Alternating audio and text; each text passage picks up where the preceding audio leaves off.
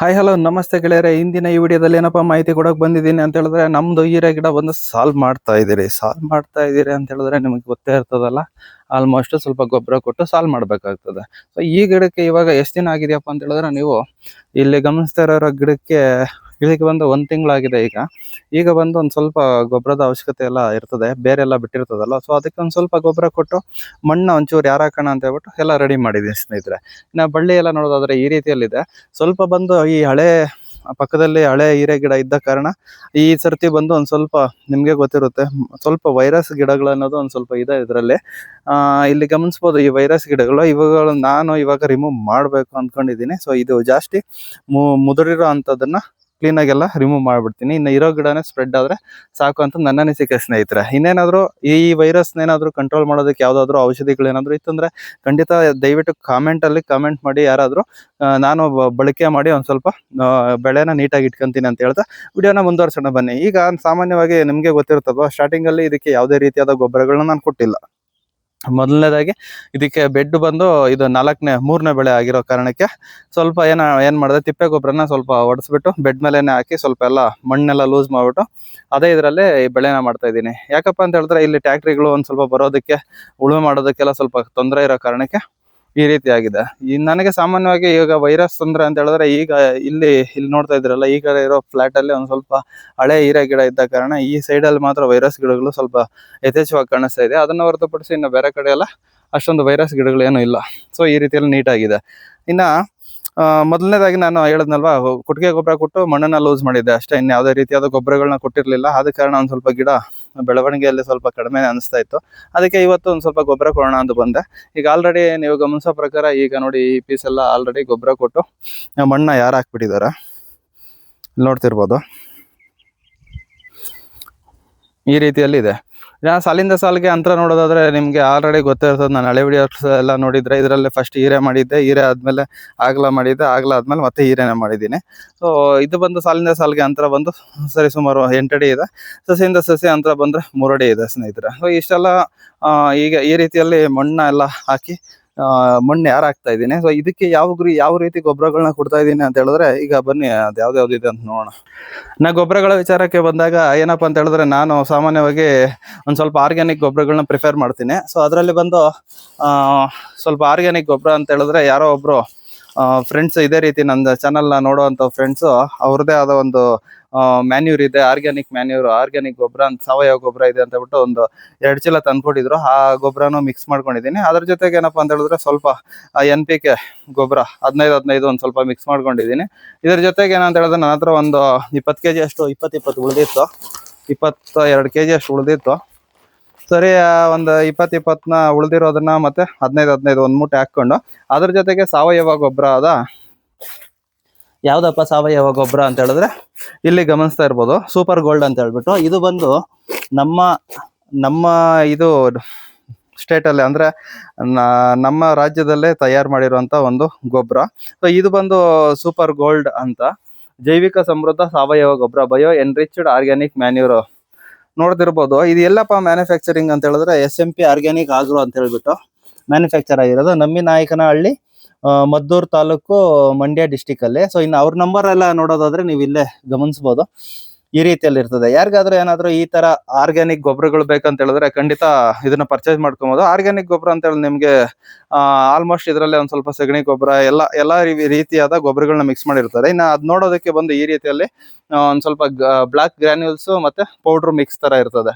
So ಇದಿಷ್ಟನ್ನು ನಾನು ಈಗ ಏನಪ್ಪಾ ಅಂತ ಹೇಳಿದ್ರೆ, ಈ ಒಂದು ಗೊಬ್ಬರ, ಆರ್ಗ್ಯಾನಿಕ್ ಗೊಬ್ಬರನ ಮತ್ತೆ ಈ ಒಂದು ಮೂಟೆ ಗೊಬ್ಬರನ ಮಿಕ್ಸ್ ಮಾಡಿ ಗಿಡಗಳಿಗೆ ಸೈಡಲ್ಲಿ ಕೊಟ್ಟು ಈಗ ಮಣ್ಣ ಹಾಕ್ಸ್ತಾ ಇರೋದು.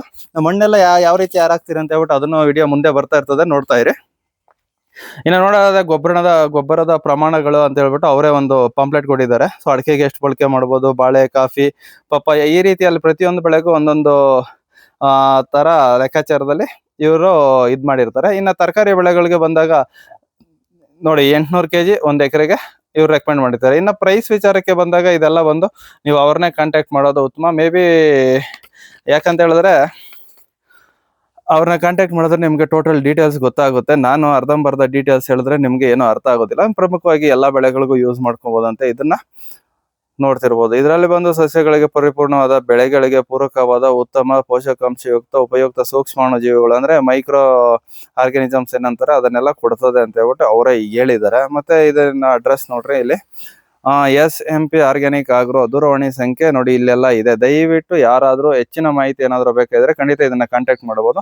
ಇನ್ನ ನೋಡೋಣ ನನ್ನ ಗಿಡದಲ್ಲಿ ಇವಾಗ ನಾನು ಬಳಕೆ ಮಾಡಿದ್ದೀನಿ, ಸೊ ಯಾವ ರೀತಿ ರಿಸಲ್ಟ್ ಬರ್ತದೆ ಅಂತ ಮುಂದೆ ಕಾದ್ ನೋಡೋಣ. ಯಾಕಂತ ಹೇಳಿದ್ರೆ ನಾನು ವಿಡಿಯೋಗಳು ಹಾಕ್ತಾ ಇರ್ತೀನಿ ನಿಮ್ಗೆ ನೀವು ನೋಡ್ತಾ ಇರ್ತೀರಲ್ವಾ, ಸೊ ಮುಂದೆ ಗೊತ್ತಾಗುತ್ತೆ. ಇನ್ನ ಬೇರೆ ಸ್ವಲ್ಪ ಗಿಡಗಳನ್ನ ಇನ್ನ ಮುಂದಕ್ಕೆ ಹೋಗ್ತಾ ನೋಡೋಣ ಯಾವ ರೀತಿ ಇದೆ ಎತ್ತ ಅಂತ ಹೇಳ್ಬಿಟ್ಟು. ಸೊ ನೋಡಿ ಈ ಸೈಡ್ ಅಲ್ಲಿ ಬಂದು ಆಕ್ಚುಲಿ ಹಳೆ ಗಿಡಗಳಿರೋವಾಗ ಒಂದ್ ಸ್ವಲ್ಪ ಜಾಗರೂಕ ಇದೆ ಅಂದ್ರೆ ಸ್ವಲ್ಪ ಜಾಗ್ರತೆ ವಹಿಸೋದು ತುಂಬಾ ಮುಖ್ಯವಾಗುತ್ತೆ. ಯಾಕಂತ ಹೇಳಿದ್ರೆ ಇಲ್ಲಿ ಗಮನಿಸಿದ್ರಲ್ವಾ ವೈರಸ್ ಗಿಡಗಳು ಈ ಸೈಡಲ್ಲಿ ಬಂದು ತುಂಬಾನೇ ವೈರಸ್ ಗಿಡಗಳು ಕಾಣಿಸ್ತಾ ಇದ್ದಾವೆ. ಸೊ ಇದೊಂದು ತೊಂದರೆ ಆಗಿದೆ. ನೋಡೋಣ ಎಷ್ಟು ಪ್ರಮಾಣಕ್ಕೆ ಎಷ್ಟು ಬರುತ್ತೆ ಅಂತ ನೋಡೋಣ, ಕಾದ್ ನೋಡೋಣ. ಅದೆಲ್ಲ ತಲೆ ಕೆಡ್ಸ್ಕೊಳಕ್ಕಾಗಲ್ಲ, ಅದಕ್ಕೆಲ್ಲ ತಲೆ ಕೆಡ್ಸ್ಕೊಂಡ್ರೆ ಕೃಷಿನೇ ಮಾಡೋಕ್ಕಾಗಲ್ಲ. ಅದಕ್ಕೆ ನಾನು ಯೋಚನೆ ಮಾಡ್ತಾ ಇಲ್ಲ, ಎಷ್ಟು ಬಂದ್ರೆ ಅಷ್ಟು ನಮ್ದು, ಬರ್ಲಿಲ್ಲ ಅಂದ್ರೆ ದೇವ್ರದ್ದು ಅಂದ್ಕೊಂಡು ಹೋಯ್ತಾ ಇರ್ಬೇಕು ಅಷ್ಟೇ. ನೋಡೋದಾದ್ರೆ ಈಗ ಈ ಪೀಸಲ್ಲಿ ನೋಡೋಣ ಬನ್ನಿ. ಇದರಲ್ಲಿ ಏನೋ ಅಷ್ಟೊಂದು ವೈರಸ್ ಏನು ಕಾಣಿಸ್ತಾ ಇಲ್ಲ. ಸೊ ಅದು ಬಂದು ಹಿಂದೆ ಹಳೆ ಹೀರೆ ಗಿಡ ಸೇಮ್ ಇದ್ದಿದ್ದಕ್ಕೆ ಅದು ಒಂದು ಸ್ವಲ್ಪ ಸ್ಪ್ರೆಡ್ ಆಗಿದೆ. ಇದರಲ್ಲಿ ಬಂದು ಈ ಪೀಸಲ್ಲಿ ಬಂದು ವೈರಸ್ ತೊಂದರೆ ಕಡಿಮೆನೇ ಇದೆ. ಇನ್ನು ಗಿಡ ನೋಡೋದಾದ್ರೆ ನೀಟಾಗಿ ಗಮನಿಸಿ, ಇಲ್ಲಿ 1 ತಿಂಗಳಿಗೆ ಈ ರೀತಿಯಲ್ಲಿದೆ. ಈಗ ಇನ್ನೊಂದು 15-20 ದಿವಸದಲ್ಲಿ ನನಗೆ ಕಟಾವಿಗೆ ಬರಬೇಕು.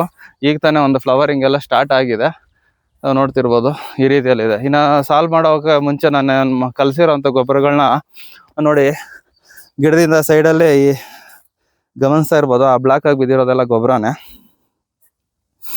ಈ ಗಿಡದಲ್ಲಿ ಸೈಡ್ಗಳಿಗೆ ಒಂದು ಅರ್ಧ ಅಡಿ ಬಿಟ್ಟು, ಅಂದ್ರೆ ಗಿಡದ ಬುಡಗಳಿಗೆ ಎತ್ಕೊಂಡೋಗಿ ಏರಿಸ್ಬಿಡ್ಬಾರ್ದು.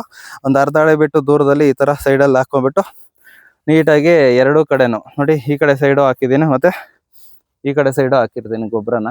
ಸೊ ಇದನ್ನ ಏನಪ್ಪಾ ಅಂತ ಹೇಳಿದ್ರೆ ಇದೇ ರೀತಿನ ಗೊಬ್ಬರನ ಬಿಟ್ಬಿಟ್ರೆ ಬಿಸಿಲಿಗೆ ಎವಾಪರೇಟ್ ಆಗುವಂಥದ್ದು ಈ ರೀತಿ ತೊಂದರೆಗಳೆಲ್ಲ ಇರ್ತದೆ. ಅದಕ್ಕೆ ಗೊಬ್ಬರ ಹಾಕ್ತಾ ಹಿಂದೆನೆ ಮಣ್ಣ ಹಾಕೊಂತ ಬರ್ತಾ ಇರಬೇಕು. ನೋಡಿ ಇನ್ನು ಗಿಡಗಳೆಲ್ಲ ಈ ರೀತಿಯಲ್ಲಿದೆ. ಈಗ 1 ತಿಂಗಳು ಇನ್ನು ಇದು ತಳಿ ವಿಚಾರಕ್ಕೆ ಬಂದಾಗ ಇದು ನಾವಿ F1 ಈಸ್ಟ್ ವೆಸ್ಟ್ ಕಂಪ್ನಿಯವ್ರದ್ದು. ನಿಮಗೆ ಗೊತ್ತೇ ಇರ್ತದೆ, ನಾನು ಯಾವಾಗಲೂ ಇದೆ ಆಲ್ಮೋಸ್ಟ್ ಬೆಳೆದಿರೋದು, ಸುಮಾರು ವಿಡಿಯೋಗಳಲ್ಲಿ ಗಮನಿಸಿರ್ತೀರ. ಇನ್ನು ಗಿಡ ಎಲ್ಲ ಈ ರೀತಿಯಲ್ಲಿದೆ. ಬನ್ನಿ ಈಗ ನಮ್ಮ ಕಡೆ ಸಾಲ್ ಮಾಡೋದಂತೆಲ್ಲ ಮಣ್ಣು ಯಾರು ಹಾಕ್ತಾ ಇದ್ದಾರೆ, ಯಾರು ಹಾಕ್ತಾ ಇದ್ದಾರೆ ಅಂತ ನೋಡ್ಕೊಂಡ್ ಬರೋಣ ಒಂದ್ಸಲಿ. ನೋಡ್ತಿರ್ಬೋದು ಇದು ಯಾರು ಹಾಕಿರೋದು, ಈಗ ಯಾರು ಹಾಕ್ತಾ ಇರೋದು. ಇದು ಹಾಕಿರೋಂಥ ಗೊಬ್ಬರದ ಮೇಲೆ ಲೈಟಾಗಿ ಮಣ್ಣನ್ನ ರ್ಯಾಪ್ ಮಾಡ್ಕೊತಾ ಹೋಗ್ತಾ ಇರ್ಬೇಕಷ್ಟೆ. ನೋಡಿ ಈ ರೀತಿಯಲ್ಲಿ. ಇಲ್ಲ ಅಂತ ಹೇಳಿದ್ರೆ ಹಾಕಿರೋ ಗೊಬ್ಬರನೂ ಎಲ್ಲ ಇದಾಗೋಗ್ಬಿಡ್ತದೆ, ಗಾಳಿಗೆ ಬಿಸಿಲಿಗೆ ಎವಾಪ್ರೇಟ್ ಆಗೋಗಿ ಸುಮ್ಮನೆ ವೇಸ್ಟ್ ಆಗುತ್ತೆ, ನಾವು ಕೊಟ್ರೇನೂ ವ್ಯರ್ಥ ಆಗುತ್ತೆ. ಸೊ ಆದ ಕಾರಣ ನೋಡಿ ಇಷ್ಟು ಮಾತ್ರ ಹಾಕೊಂಡು ಹೋಗ್ತಾ ಇದ್ರೆ ಸಾಕು. ಮೇಲ್ಗಡೆ ಮಲ್ಚಿಂಗ್.